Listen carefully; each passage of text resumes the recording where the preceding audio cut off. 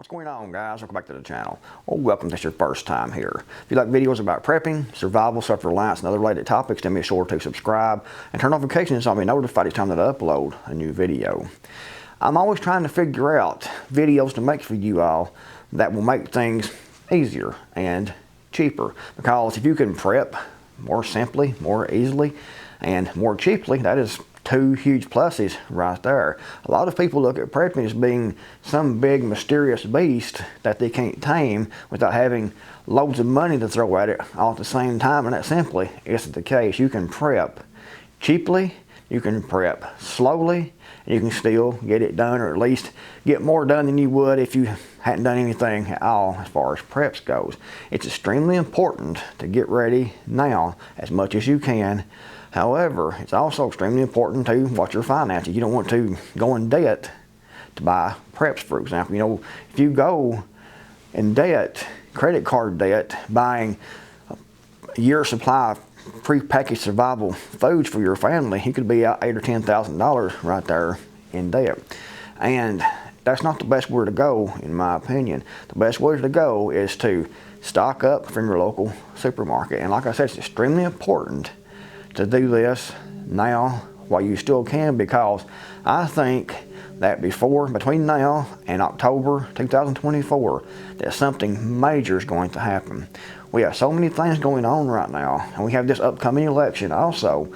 But if you look at everything right now, we have the possibility of cyber attacks, and I think we're going to get one of those more than likely on the banking financial system before October, and more than likely when it does happen, it will be on the electoral system also, as much as they possibly can, to interrupt that election cycle.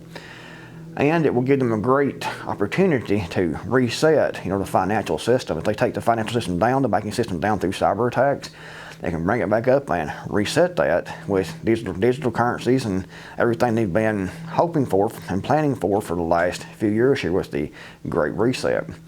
Also, war with Russia is also very likely. We're already in a proxy war with Russia between Ukraine and Russia, and there's already, some U.S. CIA and special forces already in Ukraine working with the Ukrainians. So we're already at, war with Russia in Ukraine. But we keep, the United States, deep state, the military-industrial complex keeps poking and poking and poking. And I've said this in a video about a year ago, that Russia wasn't going to do what they've done now and go as far as they have, and then just decide to back off and let Ukraine go. And I don't think even if they did, that the United States and NATO would let it go. And I don't think, they pretty much said now that they're not going to let Ukraine lose. Even if they're not going to let Ukraine fall. Even if they have to bring in United Nations troops directly into Ukraine to fight Russia. And that's going to spark off a huge war, in my opinion. It will possibly and more than likely go nuclear. Also, we have China more than likely could invade Taiwan, especially if there's a cyber attack in the United States that brings everything down, or if the United States and Russia actually get into a direct kinetic war, United States with NATO, which the United States is NATO actually. So there's so many things that could happen, and if they do allow this election to happen, either way that it goes, there are going to be huge disruptions here in the United States. If Trump wins, somehow, I don't think it's going to happen because it's too rigged, in my opinion, but just say that Trump did win. Can you imagine at the anger and the violence in the city is going to happen? And if Trump, allow election to actually happen, and say Trump loses, the right is going to be extremely pissed if that happens. So either way it goes, you have a great opportunity for violence, and that violence could, spread out into widespread violence and supply chain disruptions. So I think a lot of different things are going on, but I think something major, and it could be just the economy,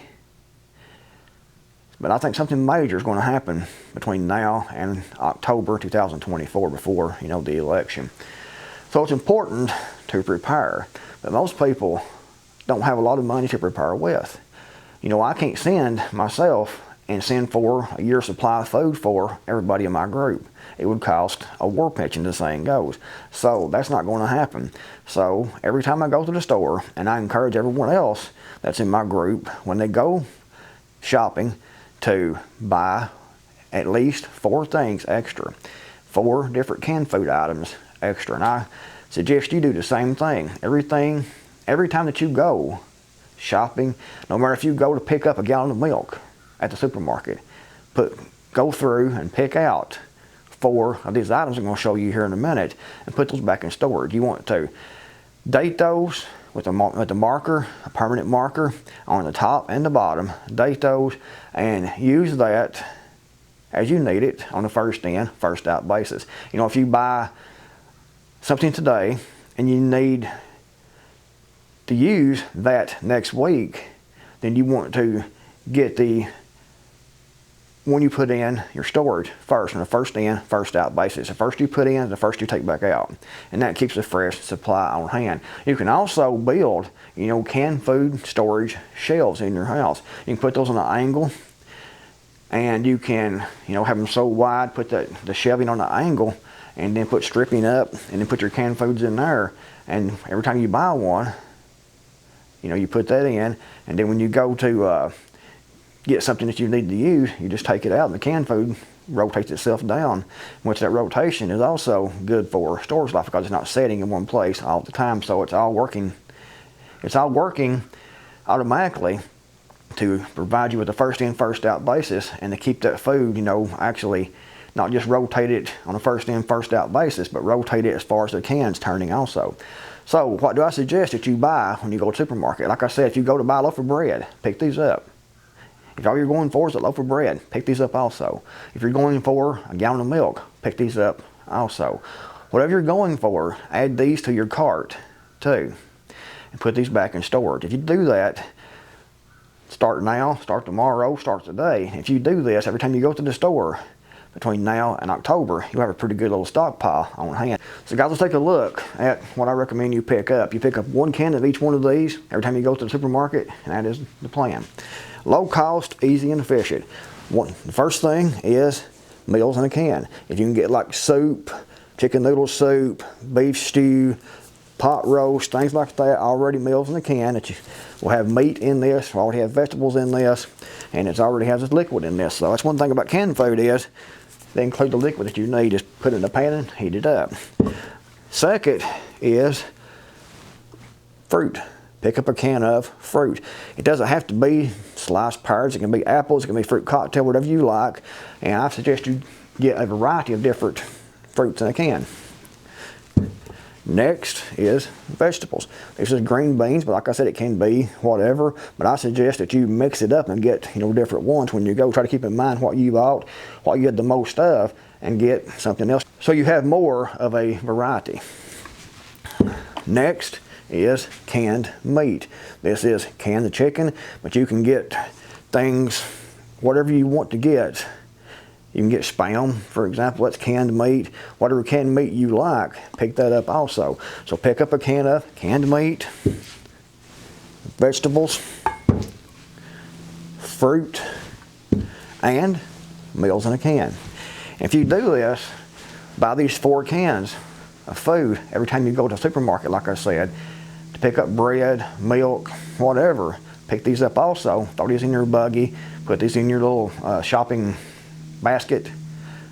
Get these. It's not going to cost a whole lot. You won't really notice it because you're doing it every time you go to the supermarket a few times a week, probably. But pick up a little bit extra. Put that back. Mark that with a permanent marker on the top and the bottom. Put that in storage and use on a first in, first out basis. And hopefully by October 2024, you will have a pretty good little stockpile because in my opinion, you're going to need it. If you liked the video, give it a big thumbs up. Thanks for watching. I'm the Creek More Mountain, and I'll see you all in the next video, hopefully.